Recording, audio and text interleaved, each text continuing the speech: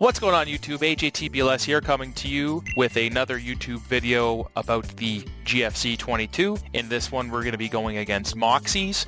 So to revisit the popular 5-star ranking in terms of difficulty, matchup, deck, type, just overall experience, I'm going to give this one the 5-star ranking. Moxies, like I said in the first video, he absolutely clapped me in Swiss.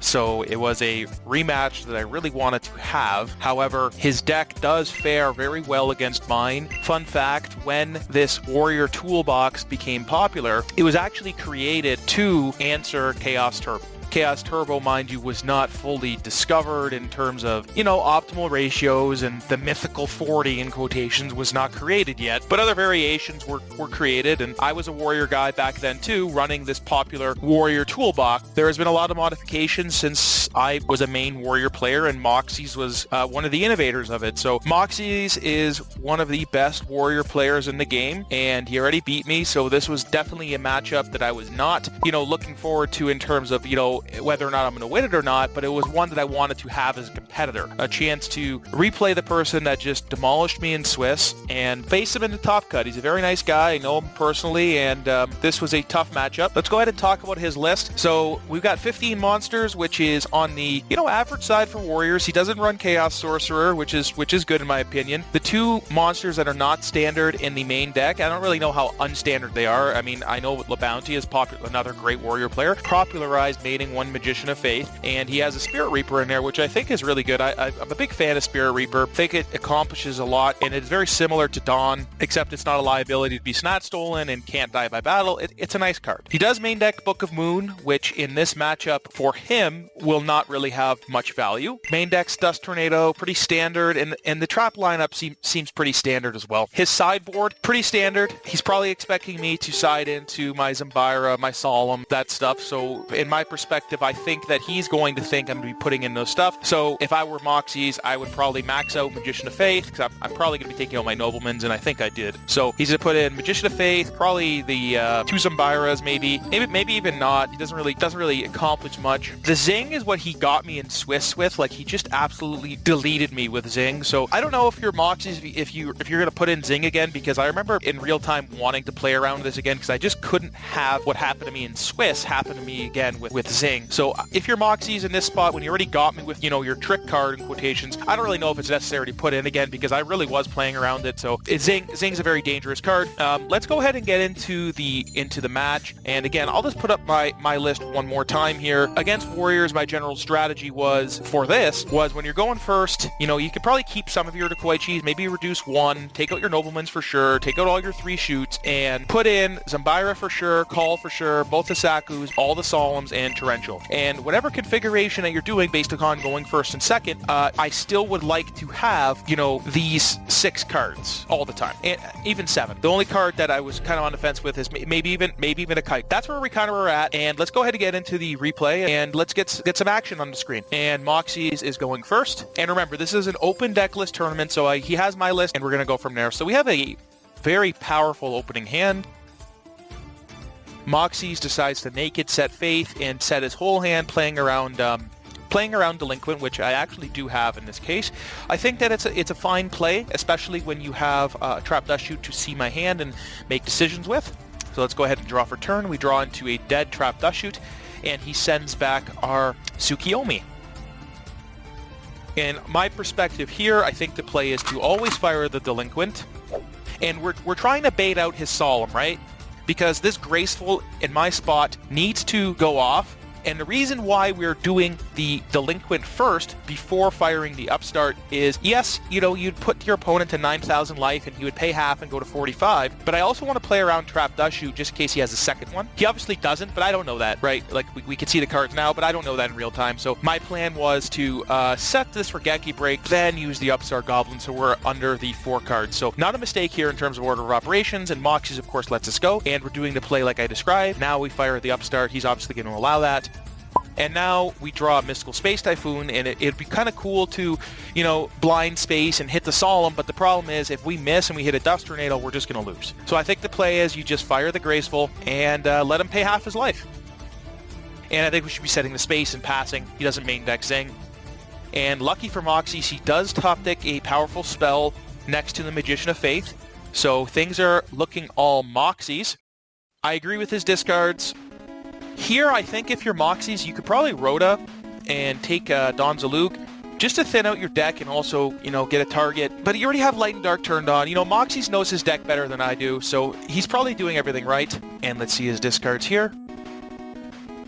I agree. He summons the Breaker, and he shoots the Unknown. I had a feeling he would do this, which is why I didn't Regeki Break it, because our card is, of course, chainable. And let's see what we hit. We hit Sakuretsu, so in our perspective, he has Torrential Tribute, which we don't know about, but we did get lucky to hit the best card, and we are definitely in a bad spot, but whatever, and we just top deck completely dead. We actually decide not to set it, which I think is right, and I'll explain. So he knows our middle card is Regeki Break for sure from the Dust Shoot sequence, and which is why he shot the other card. By keeping this in hand, we're also kind of baiting him to Rhoda for a Don Zalug. Our only way we can get out of this jam is going to be through one card. It's not Pot of Greed, it's going to be resolving a Gravekeeper Spy. So we need to get the Rhoda, if he has a Rhoda, out of his hand, and we need Spy to resolve. We need time is what we need.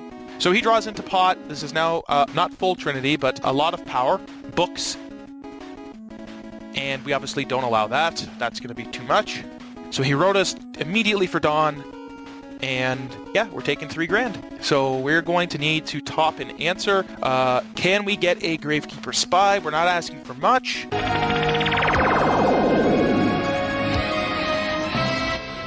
We get a Gravekeeper Spy. So what exactly could have we drawn here? We could have got pot, obviously, into Spy, but again, our only ticket to surviving a turn would be Spy. Koichi wouldn't cut it because he would just attack with this and try to get her hand from Dawn. Magician of Faith wouldn't do it either. Snatch would have been good. Snatch would have been alright. You take this and attack over that, but again, Spy is the best card, so play is to set Spy and pray, and he draws Blade Knight. Summon, attack with Blade, and now we're stabilizing. So we're still in a very bad spot. Play here is as always set to Koichi and pass. Luckily for us, Moxies is bricking a little bit. We do flip to Koichi. Draw. That takes Thunder Dragon. I don't think we should be summoning anything. We don't want to take that back. I guess we are going to force the issue. So this is an interesting play. This is going to be lining ourselves up to crash into the Blade Knight or kill the Dawn.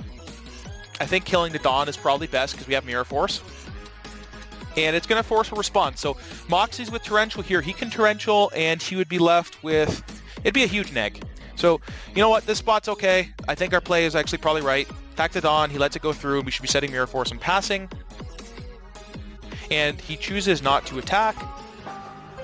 Interesting. I think if we are ourselves here, we should be looking to either crash or put it in defense, make him come to us. This is an easy Mirror Force. And we're coming back. So now let's do some math. Let's pull up his deck. Because this is now reaching a point of, an immaculate comeback, and it's very important we don't make any mistakes here. So of traps, we do not see Mirror Force gone. We do not see Torrential gone. We could easily flip our Magician of Faith and take back, a Trinity piece. He is quite low, does actually have Mirror Force and Torrential, so let's see how we decide to navigate here. I think flipping the Faith would be a little bit too optimistic. I think it's going to get Torrentialed, and what are we going to take? We're going to take back Graceful Charity, but we're going to lose our units. I think putting one Thunder Dragon in attack and attacking, just getting on the clock is smart, and we just set the Koichi. He Noblemans it. Lotus the Patience that we're leaving our Faith face down. I think it is right. Banish our trains, and I think the play is just we could actually bait out a Mirror Force here if we put one of our spies in attack, and I think that's probably the best play. Let's see what we decide to do. Okay, so the reason why you do this is because this will force a mirror. We're okay with that. We understand the game position, and we did just top deck Knight Assailant, which is going to be huge, because if we flip Faith and we get Graceful, we could get one of our spies back. So this will force a Mirror Force if he has it. Moxie's does, and if they both connect, then it means that he does not have Mirror Force, or he's holding it, and we can actually win through Sakuretsu armor. So it's time to put the pedal to the metal a little bit, and now I think we can comfortably flip to Faith. Was that delayed, or how long was that Faith on the field? That thing seemed like it's been there for an eternity. Target Graceful Charity, and fire Graceful Charity. Fire. We hit Ring, which is nice. The discards here should be Thunder Dragon, and problem is if we pitch the Night Assailant, it's going to put us over for... It'll put us over for Trap Dust Shoot, but whatever. I think we still should do it. See what we decide to do here. We do it, and if he has Dust Shoot, he has Dust Shoot. We take back to Koichi, which I think is probably the best option because of just the stats on it. And if we summon Tsukiyomi, we could lose, but we decide just to not play into Torrential again, and he does space it. He top decks Kaiku, which is huge. Decides to bring it out, and this should just be attacking our Faith. It's going to take out 2 Darks. And he sets a card and passes. Alright, well we know he doesn't have Trap Dust Shoot here, but we have not checked for Trap Dust Shoot on this card. I think the play is you set Snatch Steal, and just playing the odds, flip, draw, and this is a, we have an opportunity to do a very cool play here. Pause the video and see if you can find it. Okay, welcome back. I think the play is you Snatch Steal the Kaiku, put it in defense, use Heavy Storm, Tsukiyomi, target your Spy, flip it up, and go for game. Let's see what we decide to do. Put this sucker in defense, Heavy Storm, give it back to him, and there's that Torrential that we were playing around, and this is game. So yeah, we came back through power cards, but again, it was all through this Gravekeeper Spy, and we've had many opportunities to lose through this Torrential. I think Moxie's overall played very well in this game. It's just unfortunate for him that we decided not to play into this, because leaving that Faith set, if we flipped it early, we would have lost. So yeah, this is lethal. Going into game 2. Alright, we have a decent starting hand. Having Sangan as an annoying card for Warrior players to answer, and Breaker is quite good, with a Regeki Break and Thunder Dragon, so a lot of things can develop. Moxie's does not have any Trinity. I think the play here is either summon Breaker and summon Sangan and attack. Let's see what we decide to do. We do decide to go the Breaker route, and we do luckily cash in on a plus, and I think the play is you set Regeki Break here. Reason why is that if he has his own Breaker, we don't really want him to get a Mirror Force from it. He does top deck Heavy Storm. He decides to fire the Heavy and set and pass. Bring out the Sangan. Why not? Now we're kind of clocking him here, doing some good damage, and we know that he has Heavy Storm in hand, and we decide not even to set the Mirror Force because it's just going to get heavied. Cool. We have Tsukiyomi, of course, for this. Use the upstart. Sucks to give him life back, but it is what it is. And let's try to Tsuki it, put it face down, and we can attack comfortably with both. And he Sakuretsu's the Tsuki. Cool. And in this spot here, we did just give him Light and Dark. So in real time, let's think about this situation. We know he has Heavy Storm. We've tested for Breaker on 2 opportunities. I think the play is you set both Solemn and Mirror Force. Reason being is you can't die that way. He uses Storm, you Solemn, and he brings out BLS, tries to attack, you Mirror Force. Go from there. But it is a comfortable lead, and this is the problem with playing Solemn sometimes. But taking 5,000 life is just not part of the game plan here, and I remember thinking about this for a very long time. And what does Moxie decide to do? Of course he chooses to fire the Heavy Storm. We Solemn, and Moxie drew Premature Burial. When he does this, I realize now that he probably does not have BLS, so we let him take Kaiku, of course. And do you Mirror Force this? This one's close. I mean, you're going to lose 2 Darks. You take 800 and you lose our Sangan, which is good pressure. We do decide to Mirror. I think that's probably right. He sets his Blade Knight and passes. In this spot, I think you just put your Sangan in defense, set and set. Yeah, no reason to try to Solemn that, and he decides to kill, thankfully, our Sangan and not the Magician of Faith. Take Spy, cool, and he has Trap Dust Shoot, which is why he decided to kill the Sangan. We're, of course, calling priority in the draw phase. Past the priority, he's going to send back our Spy. Here the play is quite simple. You activate our Upstart Goblin from hand. The reason being is that once you flip Faith to target Upstart, it's done. Like imagine we top deck Pot here, and what do? We do top deck Pot, pass Prio, and we have our own Solemn set, so everything is fine. There's no reason to even space. Take back Pot, activate Pot, and this one's quite simple here. I think you bring out the Tribe. We do decide to space, reason being, and I think this is right, because we have our own Solemn down. We don't really want to have to waste a Solemn on their Solemn just to protect our tribe, and now this is just nearing a wrap as we're going to have our Regeki Break to set, just to kill anything, and we could even set the Torrential as Heavy Storm is gone, so yeah, just in case things go really south somehow, we have a Torrential.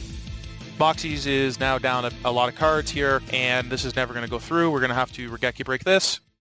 And remember, we have a set Solemn, so yeah, his Mirror Force is gone, but there's still no benefits to even attacking with it. He takes the 16, set Saku in Past. He draws Pot. This should be Solemn because we can't lose to Ring even. We're too high. Play is just attack for 16 again. Moxie's decides Saku. We're okay with that transaction. He sets his Solemn, passes. Here we should be flipping up our faith. He allows it. We take space, and this is just GG's because we have BLS. So we got very fortunate in Game 2. I think in Game 1 we navigated pretty well, and we had a timely draw of Gravekeeper Spy. We had a lot of opportunities to lose the one in Game 1, and in Game 2 I think we played pretty well, but we had good cards to back it up. This is one of the better matches I played throughout the tournament. To our good friend Moxies, I think we outdrew you, buddy. Good games. I don't think you made any mistakes either. So is what it is. Happens in Yu-Gi-Oh! And his top deck would be BLS, but we did have backup for that. All right, thank you very much for watching, and I will see you in the next round. Thank you.